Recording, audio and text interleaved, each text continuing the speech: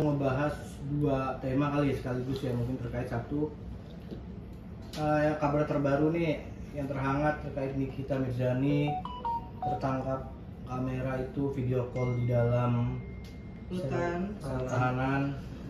Nah, itu ada yang bilang, tim kuasa hukum bilang itu sudah difasilitasi. Nah, mungkin kebenaran seperti apa mungkin? Yang jelas begini ya, teman-teman ya, bahwa kalau sebenarnya terkait itu ya memang ada aturan, tentu kan ada aturan yang mengatur, terutama dari peraturan Menteri Hukum dan HAM itu ya. Kalau nggak salah itu nomor 6 peraturannya itu tahun 2013. Tapi kan tujuan dari peraturan itu dibuat tentu ada tujuannya ya kan. Memang di situ ada larangan terpidana tahanan membawa alat komunikasi ya. Tapi tentu larangan itu ada alasannya. Kenapa dilarang? Karena khawatirnya kalau misalnya disalahgunakan, seperti misalnya dipergunakan untuk melakukan transaksi narkoba ya, atau melakukan suatu penipuan. Nah, pertanyaannya, bagaimana misalnya ketika mereka mempergunakan HP dan itu memang difasilitasi, ya kan, oleh rutan ya, dan itu tentunya kan diawasi begitu ketat ya di sana, ya. Nah, kedua, pertanyaan yang kedua, apakah mereka tuh sudah menyelidiki bahwa apakah benar HP yang dipergunakan Nikita itu HP miliknya? Kalau bukan itu miliknya berarti tidak melanggar peraturan itu. Tentu begitu ya. Nah, kedua, apakah mereka ini sudah menanyakan ya ke pihak yang berwenang? Tentu mungkin rutan yang ada di sana ya, kepala rutannya misalnya, atau sekretarisnya, atau siapa pengurusnya di sana, mempertanyakan terlebih dahulu lah bahwa apakah HP yang dipergunakan Nikita itu adalah HP miliknya atau memang itu adalah fasilitas ya. Kalau misalnya memang itu adalah fasilitas rutan, berarti itu kan tidak ada masalah ya. Tentu tidak ada masalah dan itu tidak perlu dipersoalkan. Kedua, terkait masalah larangan tadi itu kan dilarang, misalnya dilarang untuk membawa HP atau menyimpan atau memiliki tahanan atau narapidana itu karena dikhawatirkannya akan menyalahgunakan ya, seperti melakukan tindak pidana seperti itu tadi. Misalnya dia pakai transaksi narkoba ataukah dia mempergunakan untuk penipuan. Tapi saya pikir hal yang wajar ketika dia menghubungi mungkin keluarganya, mungkin sahabatnya, apalagi kalau misalnya memang itu fasilitas, ya kan? Yang membuat saya bingung juga, kenapa sih suatu orang yang tidak begitu jelas ya, persoalannya sudah diributkan gitu. Maksudnya saya, kalau misalnya memang itu mau diributkan, sebaiknya cerdas sedikit lah. Ya, tanyalah ke sana dulu, ya kan, ke rutannya, ini Pak ada yang begini, ini Bu ada yang begini, itu HP siapa, ya kan, harus diperjelas. Kalau semuanya sudah jelas dan memang itu melanggar, tidak apa-apalah dipublikasikan melalui media sosial dan lain sebagainya. Tapi ini aneh, baru melihat video misalnya di salah satu media sosial sudah ribut mereka. Ada apa sih kok terlalu sibuk mencari kesalahan orang seperti tidak ada lagi kerjaan gitu ya. Ya mungkin itu tanggapan dari saya. Ya. Tapi tadi di Jenpas juga udah konfirmasi kalau itu memang fasilitas yang disediakan. Cuman menyayangkan melakukan dari pihak yang menelpon atau dokter Oki sendiri itu ternyata berjualan sambil ngajak berjualan gitu. Tapi memang kalau video call itu memang udah disediakan gitu Bang. Oh iya, begini. Nah, itu kan terbukti kan bahwa terkait peraturan itu tidak melanggar peraturan ya. Karena isi dari peraturan itu salah satunya bahwa itu dilarang membawa HP pribadi. Nah, kalau itu adalah fasilitas, berarti sudah tidak melanggar kan aturan itu. Dan kedua, Kalau terkait masalah disayangkan karena adanya dipergunakan untuk menjual, Jualan. pertanyaan seriusnya yang dilarang itu salah satu yang paling dilarang adalah perbuatan-perbuatan yang kira-kira melanggar ketentuan pidana. Misalnya dia pakai transaksi narkoba, ya kan, dipergunakan untuk penipuan. Nah, sepanjang hal-hal itu yang tidak dilarang yang dilakukan, tentu tidak ada sanksi hukumnya kan. Ya, kira-kira begitu ya. Nah, coba bayangin. Nah, ini kan sudah ribut di mana-mana. Ternyata dicek di sana itu fasilitas. Persoalan kalau dia dipergunakan untuk menjual dan apa, itu kan masih harus penyelidikan dulu. Benar nggak dia menjual itu? Ataukah benar, ataukah bercanda-candaan lah apa dan lain sebagainya. Karena beliau itu orang bersahabat. Ya, seperti itu kira-kira ya.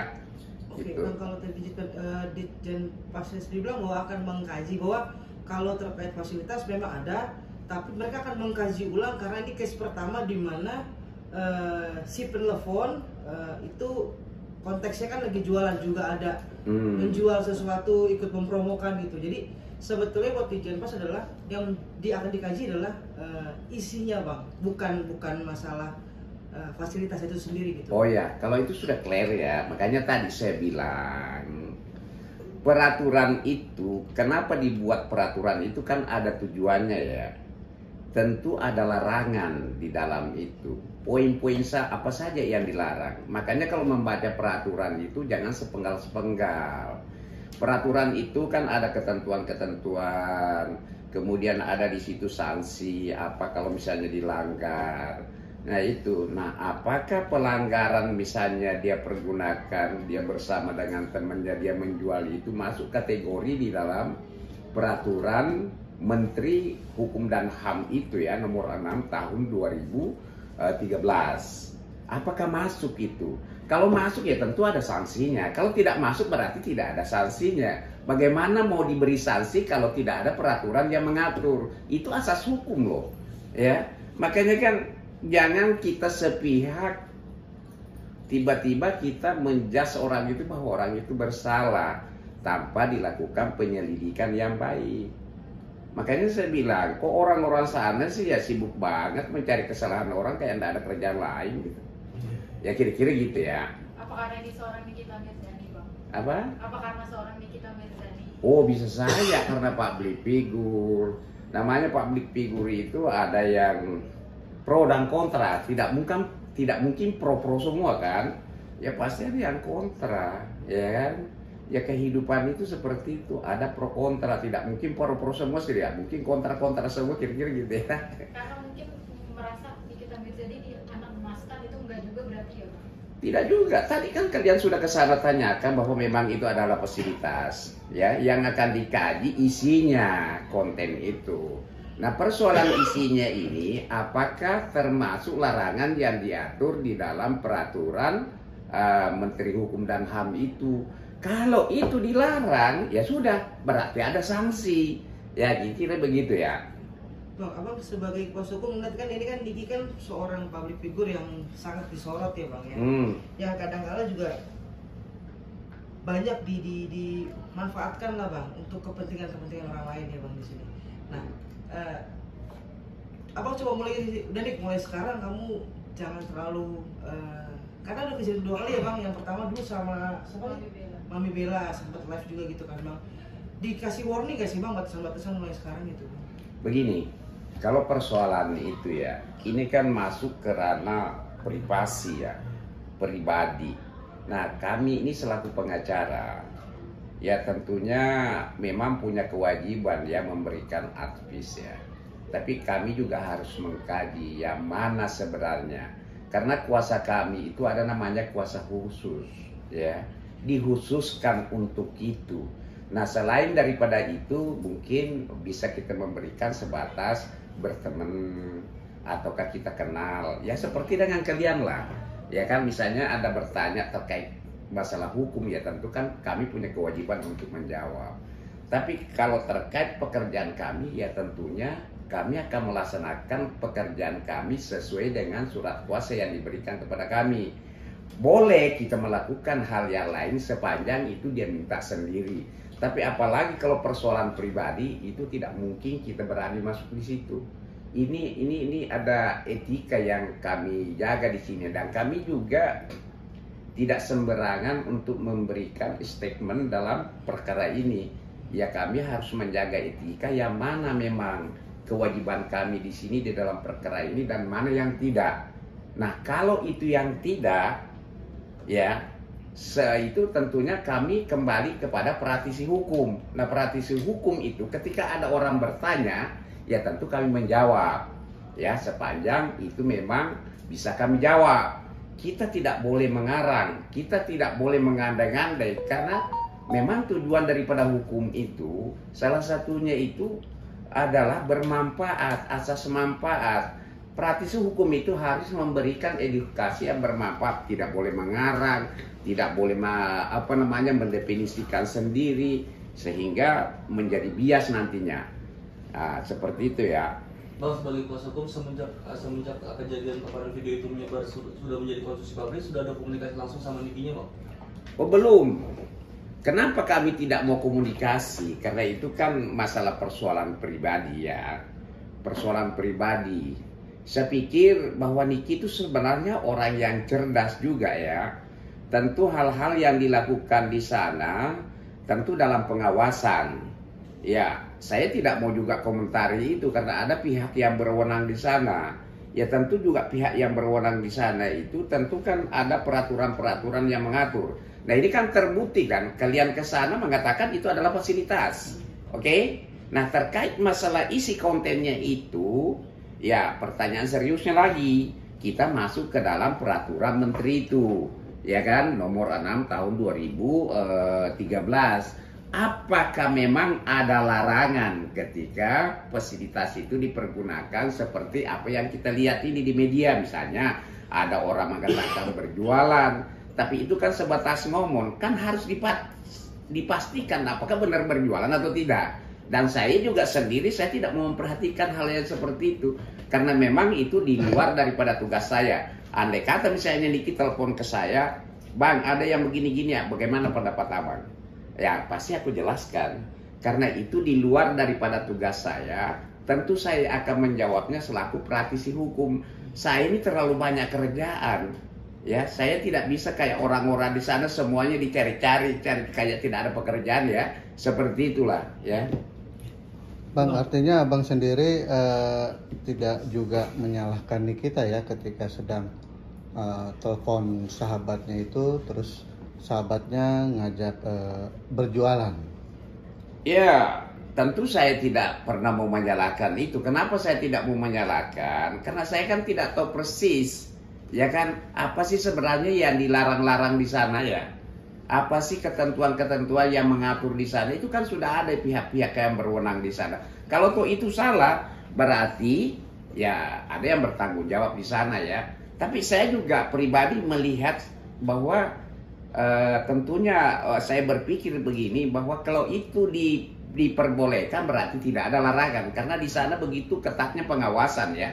Kalau dia mempergunakan misalnya HP untuk misalnya video call atau menghubungi keluarganya atau bagaimana, itu kan ada yang ngawasi. Nah, sepanjang itu boleh berarti tidak ada masalah. Oleh karena itu, itulah yang menjadi dasar kepada saya. Kenapa saya tidak telepon Nikita? Mungkin juga Nikita tidak telepon ke saya untuk mendapatkan advice dari saya ya. Seperti itu. Bang, kalau nantinya abang ke rutan dan bertemu Niki, ada nggak sih bang rasa ingin mengingatkan karena ini akan tidak terjadi seperti ini lagi gitu bang? Hal seperti itu. Ya tentu begini, karena itu kan masuk hal pribadi tadi ya. Sekali lagi saya ingin jelaskan bahwa kami ini menjadi PH-nya Niki ada surat kuasa khusus dan tercantum di situ poin-poinnya. Nah, selain daripada itu, berarti kalau saya bekerja atau menjalankan suatu pekerjaan di luar daripada surat kuasa itu, berarti saya bertindak selaku praktisi hukum. Nah, biasanya praktisi hukum itu ditanya baru menjawab. Andai kata nanti Nikita datang, saya Bang ini kan rame di luar, bagaimana tanggapan abang? Ya kan, palingan juga saya akan menyampaikan sebaiknya kurang-kurangi begitu, walaupun itu tidak dilarang, tidak ada larangan yang menjelaskan melarang terkait apa misalnya kamu video call sama orang, tapi takutnya nanti itu akan menjadi bias dan digoreng orang dan juga merugikan kamu, ya kan, dan juga bisa berdampak kepada orang lain, ya tentu saya ingatkan ketika ada memulai bertanya kepada saya. Tapi ketika dia bertanya nanti dia, lah ini kan urusan gua bang. Saya misalnya tidak ngasih ini, saya tidak pernah abang meminta urusi masalah ini. Kan salah saya kan. Kira-kira gitu ya. Tapi ketika dia bertanya, oke, saya akan memberikan penjelasan. Mungkin endingnya saya mengatakan sebaiknya kurangi atau jangan dilakukan. Walaupun itu tidak salah, tapi akan bisa bias di luar dan mungkin nanti berdampak kepada orang lain. Kira-kira begitu jawabannya ya. Bang, ada rasa khawatir nggak sih bang dengan sudah rame dan viralnya terkait komunikasi Nikita bersama Dr. Oki ini? Ada rasa khawatir terkait